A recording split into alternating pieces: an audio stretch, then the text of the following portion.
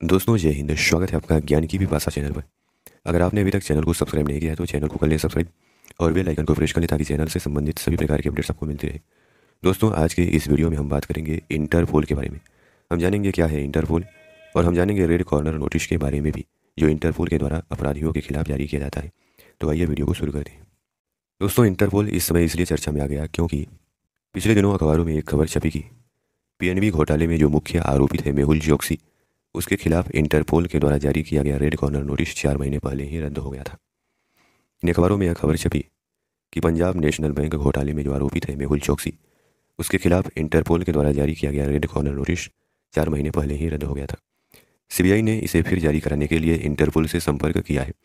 भारत में इंटरपोल की इकाई और चोकसी के विरुद्ध जांच करने वाली सीबीआई का दावा है कि रेड कॉर्नर नोटिस वापस लेने का एंटीगुआ और बरबुडा में चल रहे चोकसी के प्रत्यर्पण मामले पर कोई फर्क नहीं पड़ेगा। सीबीआई के अनुसार एंटीगुआ में चोकसी के प्रत्यर्पण का केस अंतिम चरणों में है और इसमें रोड़ा अटकाने के लिए वह कई हथकंडे अपना रहा है। चोकसी के मामले में सीबीआई ने 2018 में रेड कॉर्नर नोटिस जारी होने के पहले ही एंटीगुआ और बरबुडा में प्रत्यर्पण की प्रक्रिया शुरू कर दी थी। यही नहीं, प्रत्यर्पण की कार्यवाही से रेड कॉर्नर नोटिस का कोई लेना देना नहीं है।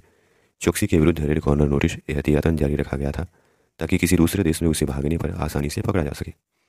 सीबीआई के अनुसार प्रत्यर्पण प्रक्रिया को बाधित करने के लिए चोकसी लंबे समय से कई अंतर्राष्ट्रीय फोरम का इस्तेमाल करता रहा है। चोकसी ने 2019 में commission for control of Interpol files में रेड कॉर्नर नोटिस को निरस्त कराने के लिए गुहार लगाई थी। सीसीएफ पर इंटरपोल सचिवालय का सीधा नियंत्रण नहीं है, इसमें विभिन्न देशों के चुने हुए वकील काम करते हैं। 2020 में सीसीएफ ने इसे खारिज कर दिया था। इसके बाद जुलाई 2022 में चोकसी ने फिर से मनगढ़ंत तथ्यों के आधार पर सीसीएफ में 2020 के फैसले पर पुनर्विचार करने के लिए आवेदन दिया। इसके आधार पर सीसीएफ के 5 सदस्यीय चैम्बर ने रेड कॉर्नर नोटिस निरस्त करने का फैसला सुना दिया और नवंबर 2022 में इसकी सूचना दी थी। सीबीआई ने जब सीसीएफ को उसके फैसले के पीछे झूठे तथ्यों और सुनवाई प्रक्रिया की खामियों के बारे में बताया तो सीसीएफ ने सफाई दिया कि उसके फैसले का चोकसी के भारत में चल रहे केस में गुनाहगार या बेगुनाह होने से कोई लेना देना नहीं है। दोस्तों ये जो मेहुल चोकसी है वह पंजाब नेशनल बैंक के 13,000 करोड़ रुपए के घोटाले का आरोपी थे। एक और आरोपी है नीरव मोदी, जो कि ब्रिटेन की नागरिकता लिए बैठा है। और ये जो मेहुल चोकसी है वह एंटीगुआ की नागरिकता ले लिया है। सीबीआई का कहना है कि एंटीगुआ के अधिकारी भी मानते हैं कि इस बात के पर्याप्त सबूत है कि चोकसी ने एंटीगुआ व बरबुडा की नागरिकता प्राप्त करने के लिए तथ्य छिपाए थे या गलत तथ्य रखे थे जो इस अपराधी के पिछले आचरण को प्रदर्शित करते हैं। नई जानकारी और फैसले में गंभीर त्रुटि के आधार पर सीबीआई सीसीएफ के फैसले को बदलवाने के लिए कदम उठा रही है। दोस्तों अब आइए जानते हैं इंटरपोल के बारे में। दोस्तों दुनिया भर के जो देश हैं अपने देशों में अपराध की जांच और अपराध के नियंत्रण के लिए पुलिस प्रशासन का गठन और अन्य एजेंसियों का गठन करके रहते हैं।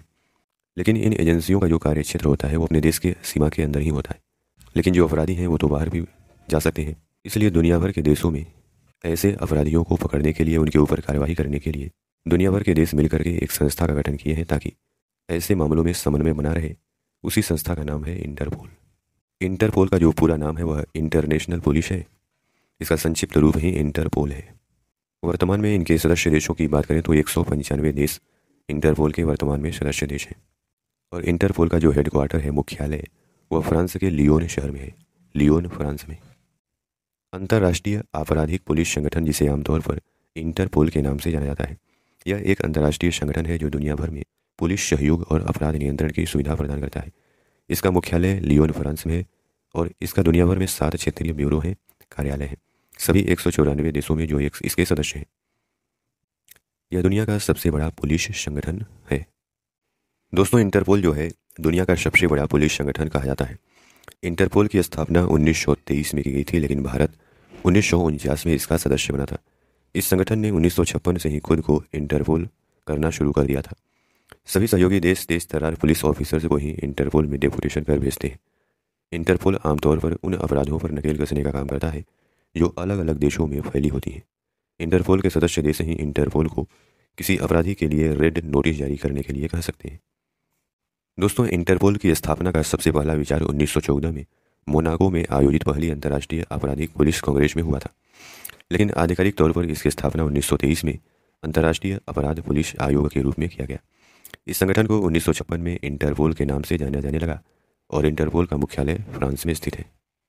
और दोस्तों भारत की तरफ से सीबीआई जो है इंटरपोल में देश का प्रतिनिधित्व करती है। इंटरपोल का जो लक्ष्य है आतंकवाद से लड़ना, संकटापन्न समुदायों को सुरक्षा देना, जन सामान्य और व्यवसायों के लिए सुरक्षित साइबर स्पेस की व्यवस्था करना, अवैध बाजारों पर लगाम लगाना, पर्यावरण सुरक्षा में सहयोग देना। दोस्तों, इंटरपोल कैसे काम करता है? तो वैश्विक अपराधियों के खिलाफ इंटरपोल भारी अपराध करने वालों का डेटा अपने सदस्य देशों तक पहुंचाता है। जब कोई सदस्य देश सहयोग के लिए आवेदन करता है तब इंटरपोल का जनरल सेक्रेटरीट 4 भाषाओं अरबी, अंग्रेजी, फ्रेंच और स्पेनिश में नोटिस जारी करता है। इंटरपोल जो है कई तरह के नोटिस जारी करता है जो अपने रंगों में पहचाने जाते हैं, यानी कई तरह के नोटिस, जिनमें red notice, yellow notice, blue notice, black notice, green notice, orange notice, purple notice और Interpol UN secretary council special notice, इन्हें लगभग 7-8 प्रकार के नोटिस इंटरपोल के द्वारा जारी किया जाता है। दोस्तों, इंटरपोल के द्वारा कई तरह के नोटिस जारी किए जाते हैं, जिनमें पहला नोटिस है red corner notice. Red corner notice को रेड नोटिस भी कहा जाता है। जब भी कोई व्यक्ति अपराध करके दूसरे देश भाग जाता है तो देश सहित दुनिया भर की पुलिस को सचेत करने के लिए एक नोटिस जारी करती है इंटरपोल। इसे ही रेड कॉर्नर नोटिस कहते हैं। उदाहरण के लिए जैसे कि मेहुल चोकसी है, वह भारत से भाग करके एंटीगुआ चला गया। सीबीआई ने इंटरपोल से संपर्क साधा और इंटरपोल ने रेड कॉर्नर नोटिस जारी कर दिया। अब मेहुल चोकसी कहीं भी जाएगा, किसी भी देश में, तो उसे पकड़ लिया जाएगा। अंतर्राष्ट्रीय स्तर पर वांटेड भगोड़ों के बारे में दुनिया भर की पुलिस फोर्स को सचेत करने के लिए यह नोटिस जारी किया जाता है। रेड कॉर्नर नोटिस दुनिया भर में लॉ इन्फोर्समेंट के लिए एक अनुरोध है, जो प्रत्यर्पण, आत्मसमर्पण या इसी तरह की कानूनी कार्रवाई के लिए लंबित व्यक्ति का पता लगाने और अस्थायी रूप से गिरफ्तारी करने के लिए है। यह अनुरोध करने वाले देश में न्यायिक अधिकारियों के द्वारा जारी किए गए गिरफ्तारी वारंट या अदालती आदेश पर आधारित है। किसी व्यक्ति को गिरफ्तार करना है या नहीं, यह तय करने के लिए सदस्य देश अपने स्वयं के कानूनों को लागू करते हैं। इसके अलावा कुछ अन्य नोटिस भी हैं, जैसे ब्लू नोटिस। ब्लू नोटिस किसी व्यक्ति के बारे में सूचना देने के लिए जारी की जाती है।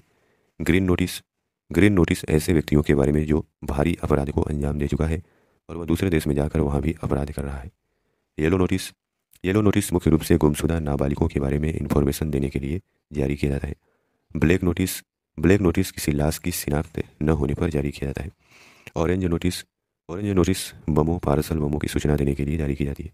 बैगनी नोटिस, इस रंग का नोटिस अपराध करने के तरीके, वस्तुएं, डिवाइस और अपराधियों के द्वारा बचने के लिए प्रयोग किए गए तरीकों के इस्तेमाल के लिए जारी किया जाता है।